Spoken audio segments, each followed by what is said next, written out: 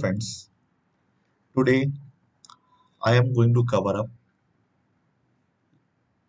lecture number 567 in summarization, that is your SCTP. Although I have discussed earlier during the my online classes on Microsoft Team one by one, but today I am combining these lectures and present to you so that you will be able to cover up a complete topic, that is your SCTP. So in this video lecture, I will cover the complete SCTP protocol. SCTP is a transport layer protocol. As we have earlier discussed, transport layer has three protocols in our curriculum: TCP, UDP, and SCTP. These we have earlier discussed in the lecture. That is, a video session is also available at the YouTube. Today I am covering up the last protocol, that is your SCTP, that is in our curriculum. So SCTP was defined first time in the RFC 2960. RFC stands for the request for comment. It is a draft which is published with the technical aspects, how to implement, how will it work. So first time it was proposed in the RFC 2960. It was specifically designed for public telephonic network signaling. It combines the best feature of the TCP and UDP. Whatever the features are in TCP, for example, connection oriented, reliability, error control, flow control. So best feature of the TCP and fast delivery of data packet, something like that one. Best feature of the UDP, it has selected, and along with that it also combines some its own feature. So we will discuss these features in the next slide. So here is a diagrammatical representation of the SCTP. It is the source SCTP and it is the destination SCTP. The source SCTP transport service will communicate with the destination transport service. That means the transport layer service of the SCTP will communicate with the SCTP service of the transport layer at the destination host. So there is a logical connection among these two devices transport layer, as in the TCP and UDP that we have already discussed.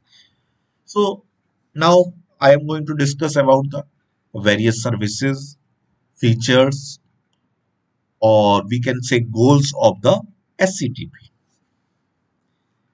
SCTP is partitioned the data into multiple streams.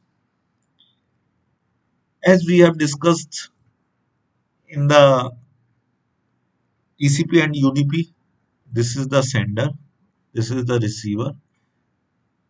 There is a single connection is established between sender and receiver, and all data will follow the same route, same virtual route.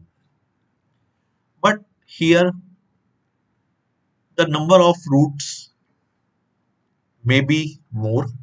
So we will discuss this in detail. Next one is the reliable services. Reliability, as we know, that means it is the responsibility of the sender to send the data successfully at the destination end, and this can be confirmed by the acknowledgement. If acknowledgement is not received by the sender, that means there is some problem.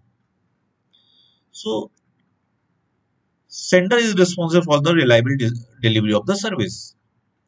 Next one is the connection oriented service. So before transferring the data to the destination between sender and receiver, a connection must be established. Full duplex communication, these all will be discussed little bit later. Order delivery of the message service, multi-homing. So these are the some best features that may be taken from the SCTP, or that may be taken from the TCP or UDP, or a new features in the SCTP. So problem with in single stream TCP connection. TCP is a stream oriented protocol. Each connection between TCP client and the TCP server involves single stream. It has a problem that a loss of any point of the stream block the delivery of the rest of the data. This can be acceptable when transferring text, but not when we are sending the real-time data such as audio or video. To overcome from this problem, we are using the SCTP. That means this is the sender, this is the receiver. These two communicating devices has established a virtual connection by using handshaking method. Now, data is transferring between these two devices. If anyhow this connection goes down, then what will happen? Then it cannot communicate. Host A cannot communicate with the host B. So this is the one of the drawback. To overcome from this drawback, SCTP uses multiple streams. Now, what is the multiple streams? Let us discuss. SCTP allows multiple stream services in each connection. If one of the stream is get blocked, the other stream can still deliver the data. Means this is the source, this is the destination process, this is the source and process. So there are multiple streams between the sender and receiver are established, and data is transferring from this stream or maybe this stream. So anyhow, if this stream goes down, in that case, there is a still reliability of sending the data to the destination. By using this path, the data will be delivered to the destination. If one of the stream is blocked, the other stream can still deliver the data. The idea is similar to the multiple lanes in the highway. Each lane can be used the different type of traffic. For example, one lane can be used for the regular traffic, another for the carpools. If the traffic is blocked for regular vehicles, the carpool can still reach to their destination. Means we can say this is the highway and there are three lane, one, two, and three. These are the three lanes. Vehicle are moving one by one in these lanes. If anyhow, due to some problem in vehicle, one of the lane get stuck. Let us consider this line get stuck. This line get stuck. Now the vehicle on the this line can still move, and the vehicle can on this line can still move. So this is like the stream 1, this is stream 2, and this is the stream 3. While in case of the TCP, this is a single stream. So if line get blocked, so all connection will destroy.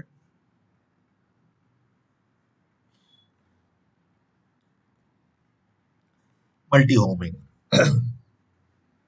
As we know that the source and destination can reside at a single home at a time. Means consider this is a network, this is the another network. So here is a computer C1 and it is a computer C2 and there is a router for communication or we can say gateway. There may be number of alternative paths. I am not going to discuss at present. This we have already discussed. So there are number of paths to transfer the data from those source to destination. I am talking about the multi-homing. So there is in TCP only you say single connection established. For example, this one from source to destination. Now the problem is this one. If this connection goes down, then there will be no communication. To overcome from this problem, it uses multi-homing connection. Multi-homing means a computer has more than one LAN card, NIC1, NIC2, NIC1, NIC2. For those connection, it requires the IP address, IP address 2, and for this IP address 1. So it may follow the different path. For example, this one to this computer. So there are two paths. Here will be IP address 1 and it will have the IP address 2. So there are two IP addresses 1 and IP address 2. Now, if anyhow the path using the IP address 1 get blocked, still it can send the data using the path through IP address 2. So this is the way to provide the reliability in SCTP. So let us discuss in slides. A TCP connection involves one source and one destination IP address. This is the one source and one destination IP address. This means even if the sender or the receiver is multi-home host connected to more than one physical address with the multiple IP address, only one of the IP address per end can be utilized during the connection. Only one IP address will work. At the simultaneously, no two IP address will work. To overcome from this problem, SCTP uses multi-homing service. The sending and receiving host can be defined multiple IP address at in each end for the association. So connection establishment between sender and receiver is known as the association. So here there are two association. One association corresponding to IP address 1 and 3 and second association is between IP address 2 and IP address 4. So there are two association between the sender and receiver. In this fault tolerant approach, when one path get fails, another interface can be used to delivery of the data without interruption. This we have discussed in the slide. Next one is the full duplex communication. In the full duplex communication, sender and receiver, sender and receiver, both can send the data simultaneously. For example, I am at present using the one-way communication. I am delivering only the data packets. But when we are in front of one another, so we can communicate one or send the data to one another. I can send the data to you and you can send the data to me simultaneously. So that is the full connection, full duplex connection. So SCTP also uses full duplex connection like in TCP. Next one is the connection oriented service. Connection oriented service provides the or checks whether the destination is ready to receive the data or not. So, like TCP, SCTP is also the connection oriented protocol. In SCTP, a connection is called association. When a process at the site A want to send or receive the data from the another process at the site B, is follows the three steps. First one, to SCTP establishment and association between each other means between sender and receiver there should be an association means there should be establishment of the connection. Then after exchange of the data in both direction means full way communication, full duplex communication, and at the last when the data transfer is over, the connection should get terminated. So these are the three steps as in TCP. SCTP also uses. Reliable service. Reliability, as I have discussed, there should be a surety that data packet has been reached to the destination without an error. If there is an error, the receiver will try to overcome from that. If it can't, it will immediately inform back to the sender there is an error. Kindly resend the packet. So for this, it uses the acknowledgement mechanism to check safe and sound of the arrival of the data. This we will cover up a little bit later in this chapter or in this video. Now, there are some important features of SCTP that are used in multi-homing or other various services such as such as multiple stream. So or error control or flow control. So we will discuss these one by one. First one is the TSN. TSN stands for the transmission sequence number. The data transferred in TCP is controlled by the numbering bytes using the sequence number. In TCP, corresponding to a segment that contains byte, there will be a sequence number. The unit of data in SCTP is called data chunk. The data part is known as the data chunk. Data is transferred in SCTP controlled by a numbering the data chunks. Means there should be a number in for the data chunk.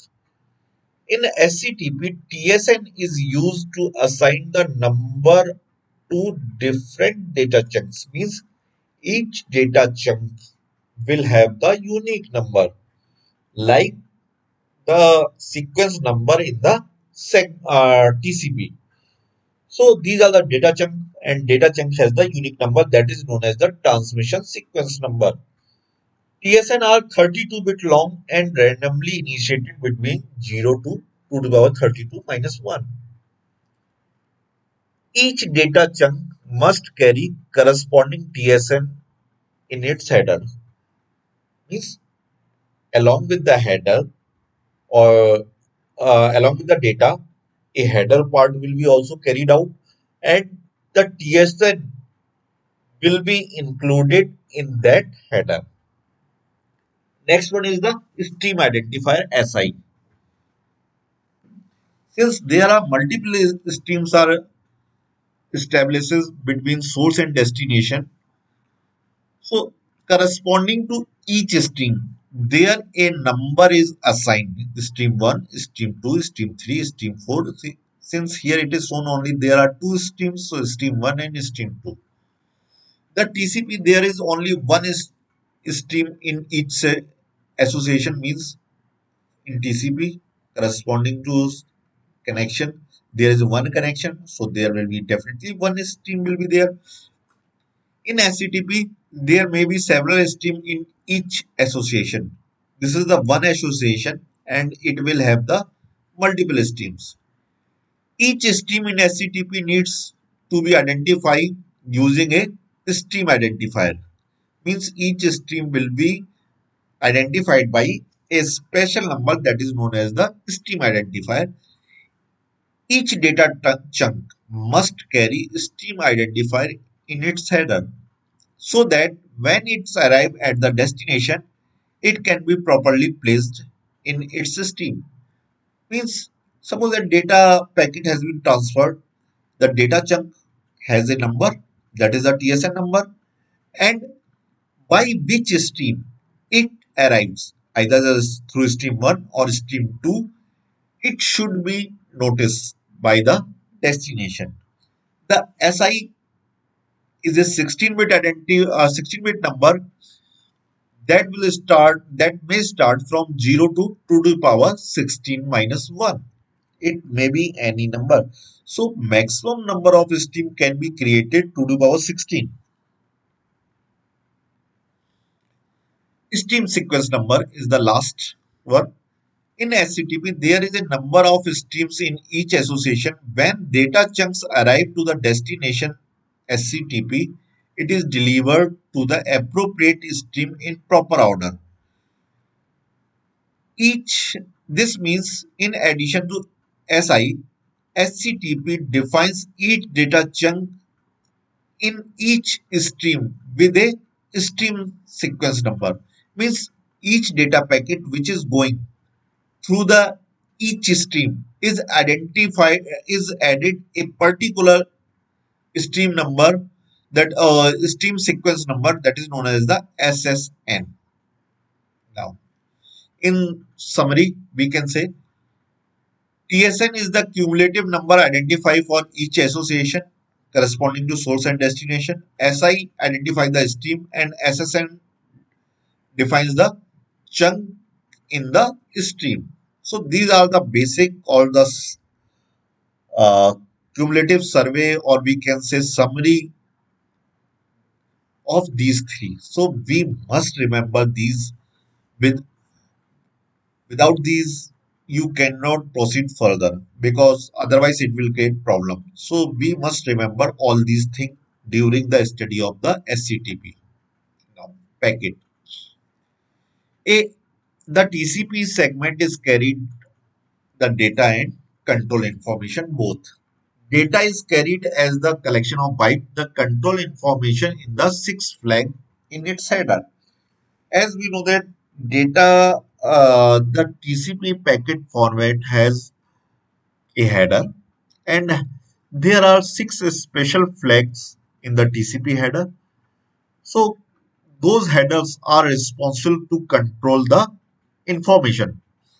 So information, basically flags are of six type: push, reset, finish, and so on. So these are the uh, some example of the flags. In SCTP, the data is carried out in the data chunk. Control information is carried out in the control chunk, and header contains the information related to port number, checksum, verification tag, etc. So here are the information is divided. A frame is divided into three parts: data part or data chunk part, control chunks, and the header. While in TCP, there is only two parts: header part and data part. So we will discuss these one by one. This is the example of the TCP segment that contains the header and option, and then after data part, here will be, and in the SCTP, header, control, and data, there are three parts as we have discussed. So data is carried out by the data chunk. Here the data is also also carried out by the data in terms of bytes, here in terms of chunks. Now, the control information is combined in a single header. These control header along with these information. Here, the control information is separated from the header part. The header part contains the source port address, destination port address. Then after, here a sequence number corresponding to each segment. Here there are three numbers: TSN, SSN, and SI. That will be treated as the control information. So question may be arise during the examination. Which part is removed by the SCTP that was present in the TCP? For example, window size, is it removed or not? We will discuss little bit later. Checksum, urgent pointer, header length. Here is no header length. Okay. So how will it will manage the acknowledgement number, window size? So we will discuss each point one by one. So there are some different difference we will discuss in TCP and SCTP. SCTP control information is a part of the header. The control chunk is a part of control header. It is a complete header. Here the control chunks are separated from the header. Each segment treated as a single entity. Here this is the single entity. Here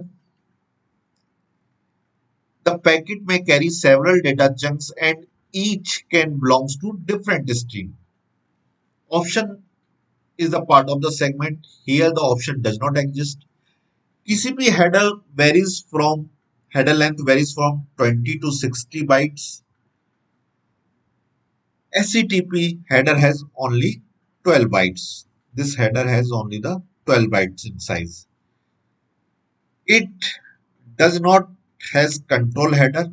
It has control header and control header contains the TSN, transmission sequence number, acknowledgement number, window size, etc. The header length is due to variable size. Header length is of variable size, that is the 20 to 60. That depends on the many particular information that is used, and I have discussed in the TCP part, so I am not discussing those valuable parameters. Here it is fixed. It is not varying. It is only of the 12 bytes. In TCP, the flag and urgent pointer fields was there, while it does not have the flag and urgent pointer fields. Checksum bit is of 16 bit. Here also the checksum is present to for error control. It is of 16 bit.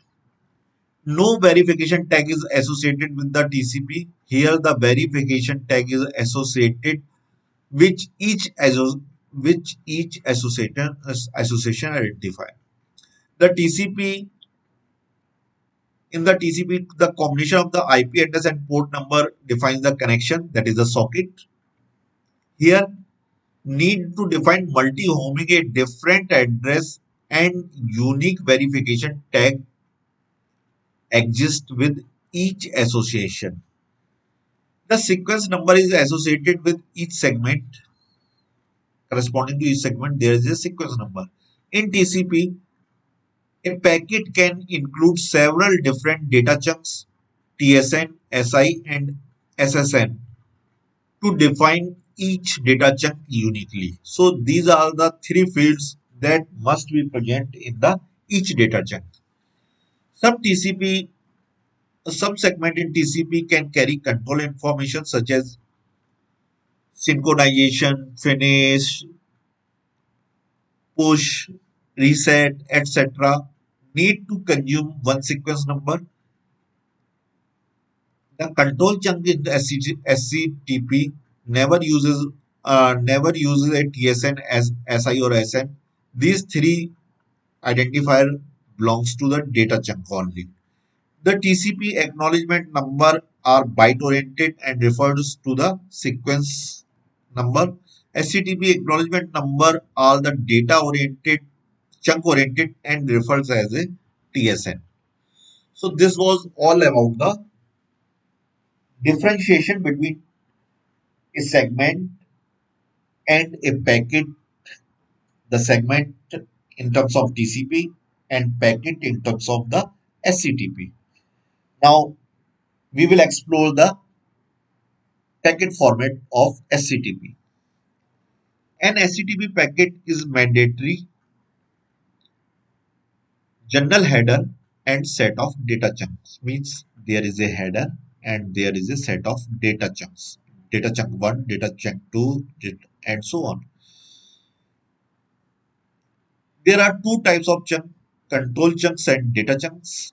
Now, chunks is again divided into two parts, data chunk and control chunk.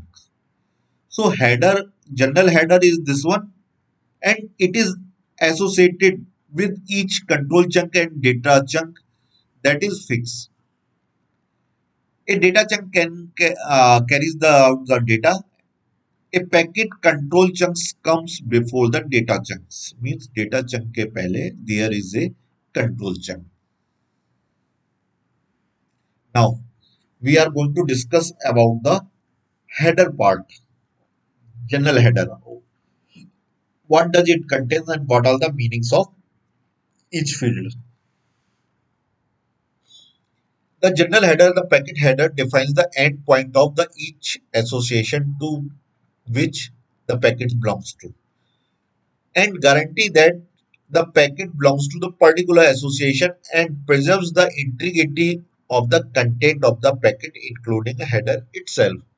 Means corresponding to each association a header is associated. Means when the packet starts from the sender end, it must know the source address from which it is going out and at which it will get received. And verification tag and checksum we will discuss one by one. So source port address, it is a 16-bit field that defines the port number of the process sending the packet.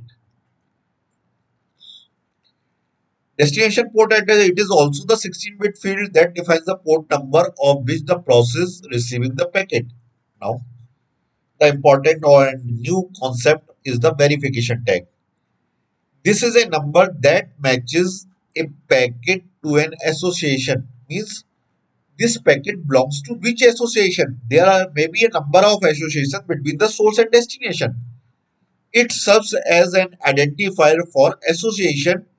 It is repeated in every packet during the association. Means if a packet is transferring using the path 1, so one number is always associated added into the packet. If the association is using the IP address 2, uh, or we can say the association between IP address 2 and IP address 4, so there is a association associated with IP address 2 and IP address 4. Let us assume that it is the 2, so always it will be mentioned as a number 2. Now the last one is the checksum. It is a 32-bit field that is used to identify the error, whether the packet contains an error or not. If it has an error, so it should get corrected. Otherwise, a negative acknowledgement will be sent to the sender. There is some error in the packet, so so the sender will retransmit it once again. Now, what is the information associated in a chunk? We will discuss this one. The control information or the user data is carried out in the chunks. Each chunk has the following field. As we have discussed, source port, destination port, verification tag, and checksum. Now there are chunk, and chunk contains two parts, each chunk, control chunk and the data chunk.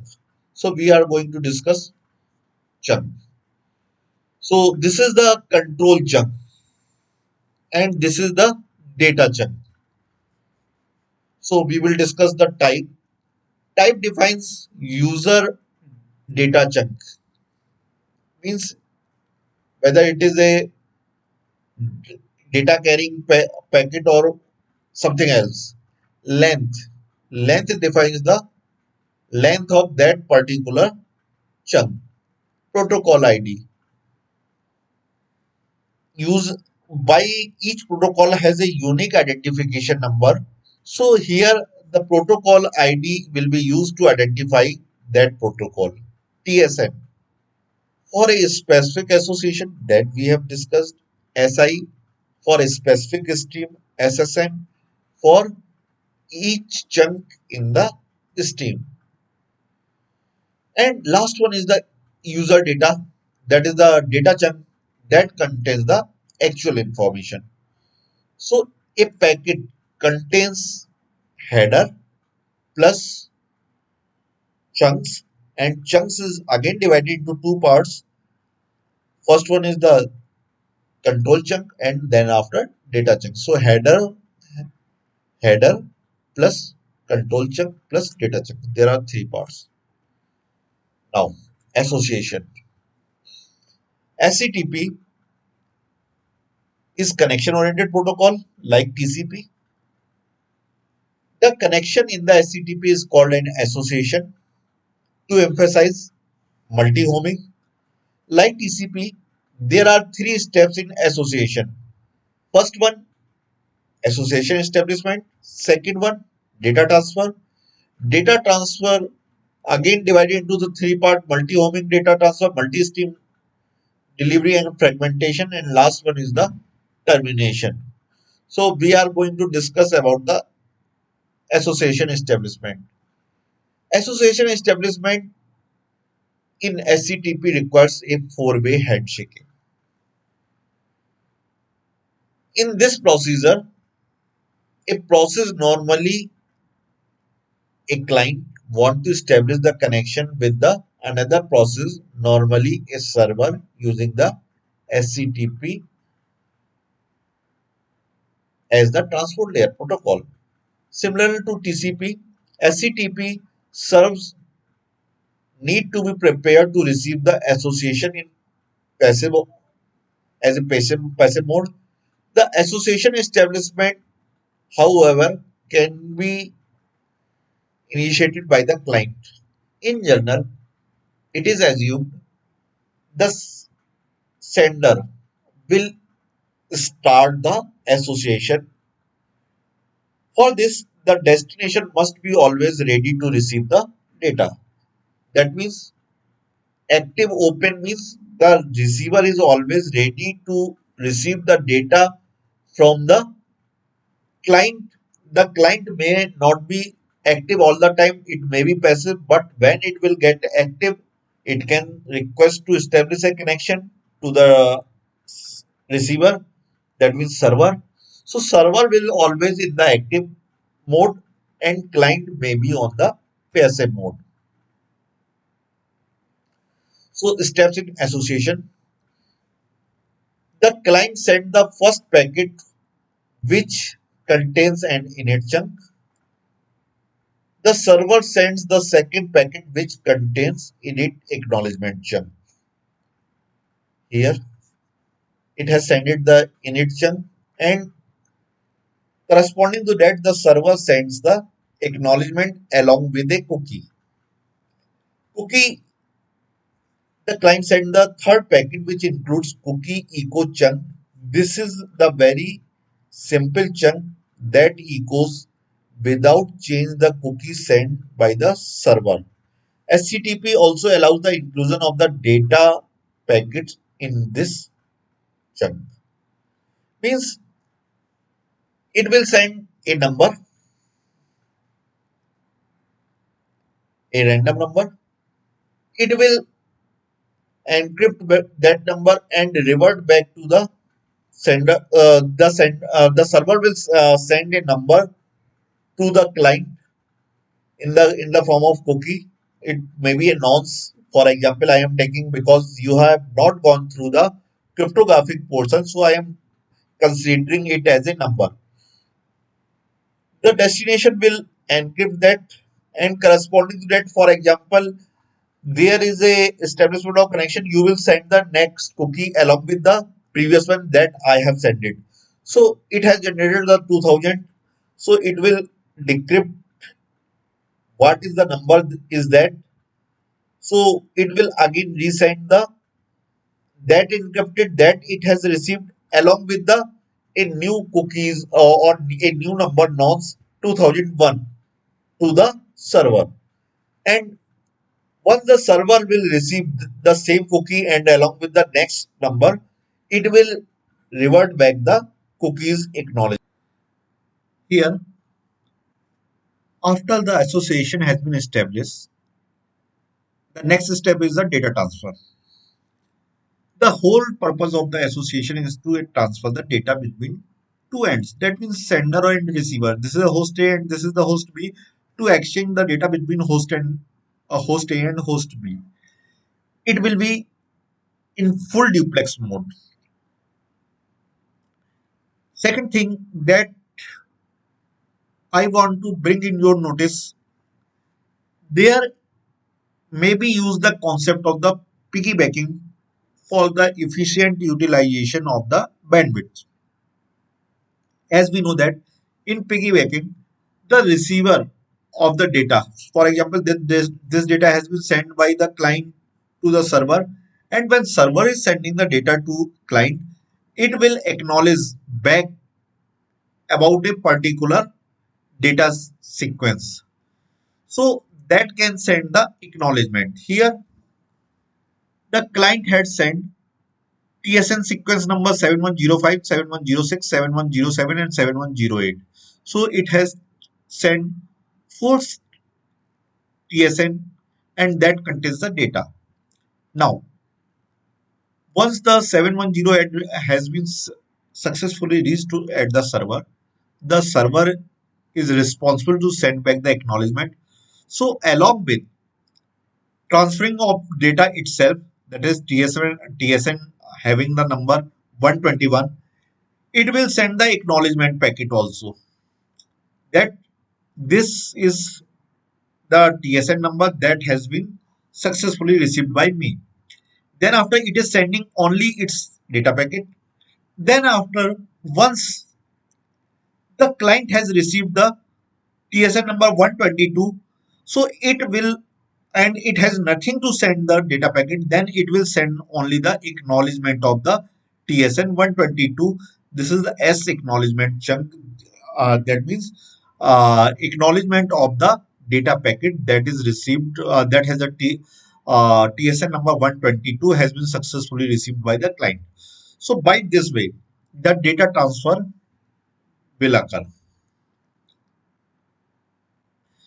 Once the data transfer is over, it is compulsory to terminate the association.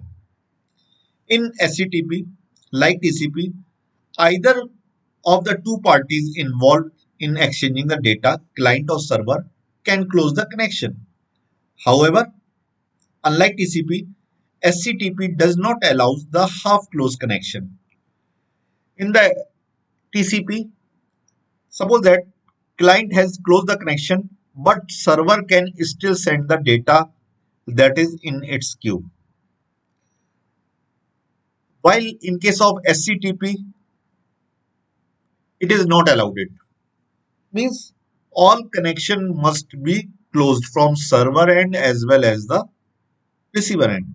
If one end closes the association, the other end must stop the sending new data.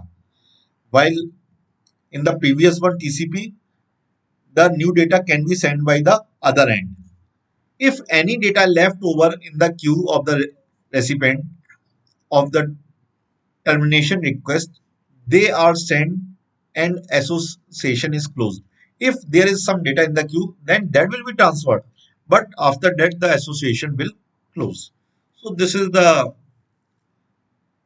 diagram for the association termination. So it was the active close tha at that time. It has sent the shutdown request corresponding to cumulative TSN number, and then after server will send the shutdown acknowledgement, and then after corresponding to complete shutdown, the client will again send an acknowledgement. So this is the process for the termination. Now, next important topic is the flow control. In TCP, we need to handle the data only in terms of byte, while in case of SCTP, we need to handle two units of data, bytes and chunks. The value of RWND and CWND are expressed in terms of bytes, and the value of TSN and acknowledgement are expressed in terms of chunks. As we have discussed in TCP, RNWD is the receiver window size and CWND is the congestion window size. Currently, SCTP implementation still uses the byte orientation window for flow control. So here we will discuss the receiver side and sender size one by one. So firstly, discussing about the receiver side. The receiver side has one buffer queue with three variables. This is the buffer and it is maintained by the three variables. The queue holds received data chunks that has not been read by the process. Means although it has received the data, but it is not sent to the application layer. It is still in the queue. For example, there are packet number 26 till 26 has been arrived and 21 till 21 has been processed by the application layer, sent to the application layer. But 22, 23, 24, 25 and 26 are still in the queue. So the first variable holds the last TSN received. Last TSN means cumulative TSN number, that is a 26. The second variable holds the available buffer size, that is the window size. Means now at present what is the window size available? Originally window size let this one. If this is 1000, that means 1, 2, 3, 4, 5. That means actual window size was the 1005 let. So actual window, what was the actual what is the window size remaining? The third variable holds the last cumulative acknowledgement. Means it has sent the acknowledgement of packet number 21. 20 means 21 is still, it has not sent the acknowledgement, although it is sent to the process, but it is not acknowledged back to the sender. When the site receives data chunks is stored at the end of the buffer of the queue and subtract the size of the chunk from window size. Means if data packet will arrive here, so it will stored here and the size will subtracted. For example, in a chunk there are 200 bytes, so the window size will remain 800 on receiving one chunk. When the process reads the chunk and it removes from the queue and adds the size of the removed chunks to the window size. Means if it has of each of 200, when it will remove, it will increase the window size by 200. When receiver decide to send the acknowledgement, it checks the last acknowledgement. If it is less than the cumulative TSN, means it is a 26 and it is 20. So it will send the acknowledgement to the receiver. Otherwise, if it is equal, that means last is the 22 and 22 is also the last acknowledgement, then it will not send the acknowledgement. So this is the process of Windows flow control at the receiver side. Now discussing about the sender side. The sender has one buffer and three variables: current TSN, receiver window size, and in transit. The buffer holds the chunks produced by the process that either have to have been sent or ready to send. Why it is keeping the has been sent chunks? Because it has not received the acknowledgement. If suppose that there is any negative acknowledgement from the receiver side, so those chunks has to retransmit once again, so it will hold in the buffer. The first variable, current TSN, refers the next chunks to be sent. All chunks in the queue with the TSN less than this value has been sent but not acknowledged, they are outstanding. Here, this is the outstanding chunks, means this packet has been sent but acknowledgement has not been received. The second variable RNWD holds the last value of the advertised by the receiver in bytes. So what is the window size? So receiver window size is the 2000 bytes at present. The third variable in transit holds the number of bytes in transit. Bytes sent but not yet acknowledged, as we have discussed. So current TSN is the 37 here. In transit that has been sent 700 bytes and the receiver window size is the 2000. A chunk pointed by the current TSN can be sent if the size of the data is less than or equal to the quantity of the receiver window size in transit. That means a chunks pointed by the current TSN can be sent.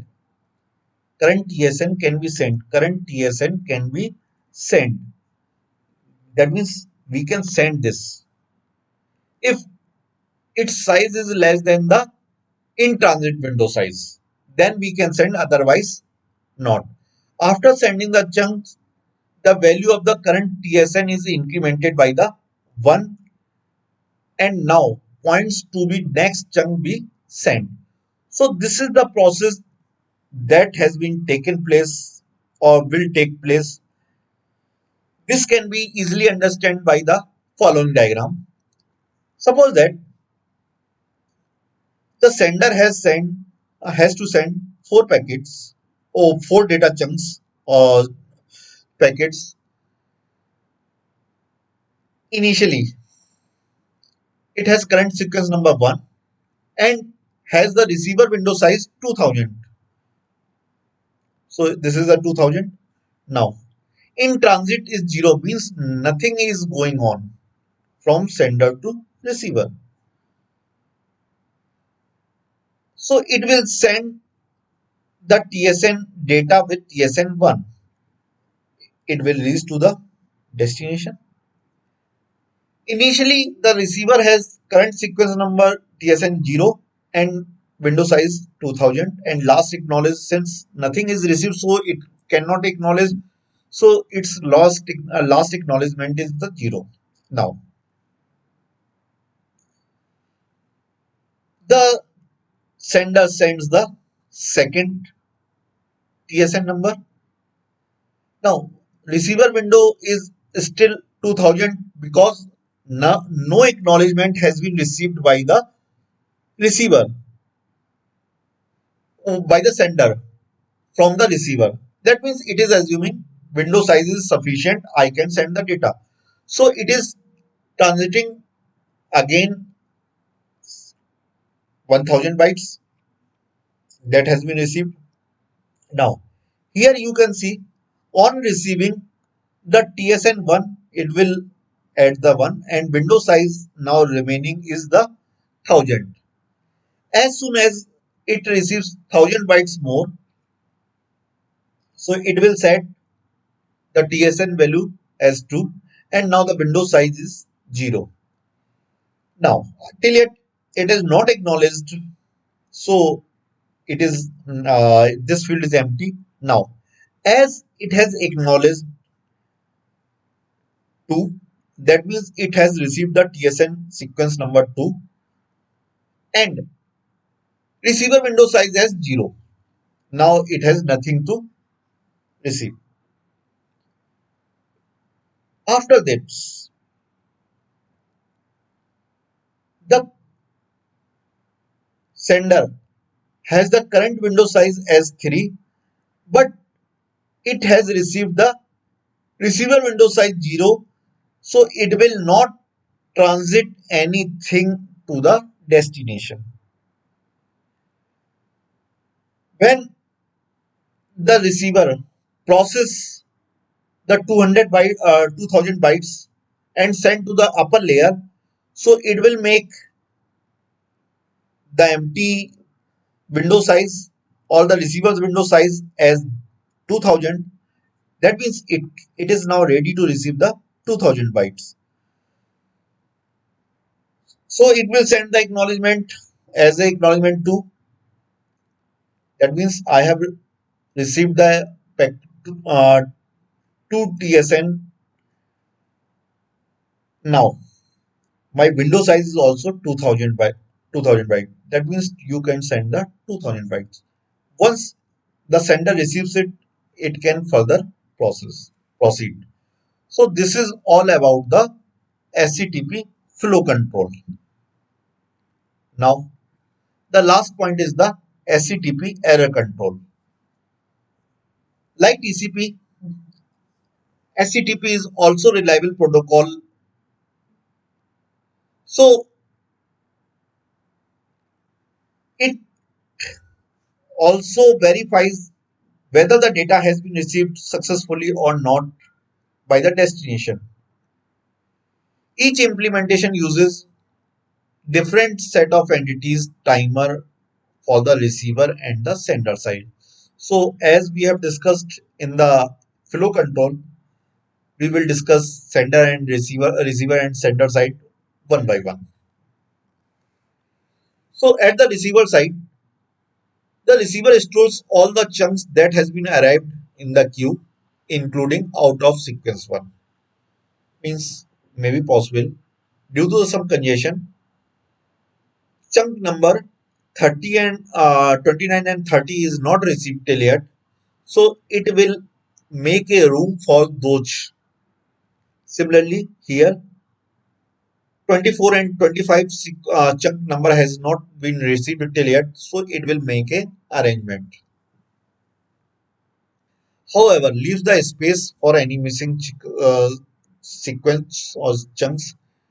It is discarded the duplicate message but keep track of them reported to the sender. Suppose that it has received two times packet number 22 and 31, so it will discard those, but it will keep the out of order sequence. Here there are three variables again: cumulative TSN means last TSN that has been in sequence it has received, the size of the window, and the last acknowledgement that has sent to the sender. So these are the three variables. So this is the description. The last acknowledgement sent was the data chunk 20. The available window size is 1000 bytes. The chunk number 21 and 20 to 23 has been received in order. The first out of delivery block contains 26 to 28 out of delivery, means it has received, but out of delivery it has received. The second out of delivery is the 31 to 34 as discussed. The variable holds the value cumulative TSN. An array of variables keep tracks beginning and end of the each block that is out of order. So here out of order blocks is also maintained. An array of the variables that holds the duplications received. Note that there is no need of the storing the duplicate chunks in the queue and they will be discarded. Similarly, at the sender end, again, it will maintain the outstanding queue, means the packet has been sent like in the flow control but not acknowledged by the receiver. This is the buffer which is remaining, or the window size which is remaining. The process has produced four packets in sequence that has not been sent till yet. So current TSN is the 37. Window size is the receiver window size is the 2000 and in transit is the 1400. At the center side, our design demands two buffer queue, a sending queue and the retransmission queue. Means those has to retransmit. We also use the three variables receiver window side, in transit and current TSN. Here a long explanation is there of the diagram. The sending queue holds chunks 22 to 40, 23 to 40, 23 to 40. The chunk 23 to 36 has been already sent, means 23 to 36 has been sent, but not received the acknowledged. The current TSN points the next chunk that is 37. So here it is mentioned the 37. We assume each chunks is 100 bytes, means this is the 100 bytes. 35 chunk number will keep 100 bytes, 35 we also keep the 100 bytes and so on. So from 36 to 23, or we can say 23 to 36, means there are 14 chunks. So each contain 100 bytes, means there will be 1400 bytes of the data in transit, means this data has been sent to the destination, while the receiver window size is the 2000. That means we can still send the 600 bytes. The sender at this moment of at this moment has retransmission queue. When the packet is sent, a retransmission timers start for the packet that has been sent. Means once the packet has been still sent, the sender will start the retransmission timer. That means after this time, we require the acknowledgement. If acknowledgement is not received, means packet has been lost in the congestion. I have to resend it. Some implementation uses one single timer for the entire association, but we continues with our traditional one timer for each packet for simplification. Corresponding to each packet, each TSN, each chunks, data chunks, there will be a TSN. When the retransmission timer for the packet expires or four duplicate as sequence arrived, means or four duplicate acknowledgement arrives, that declares a packet as a chunks in that packet are moved to the retransmission queue to be resent. So if there are retransmission is required, it will consider those as a lost packet rather than the outstanding, and again retransmit those packets.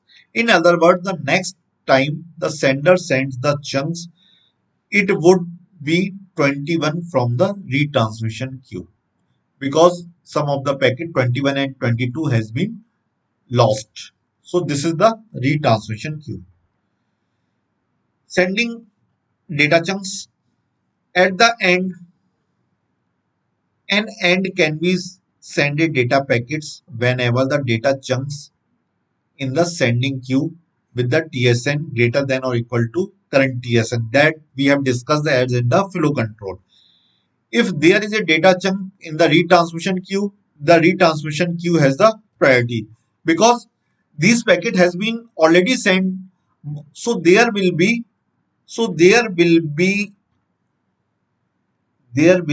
a missing chunk space.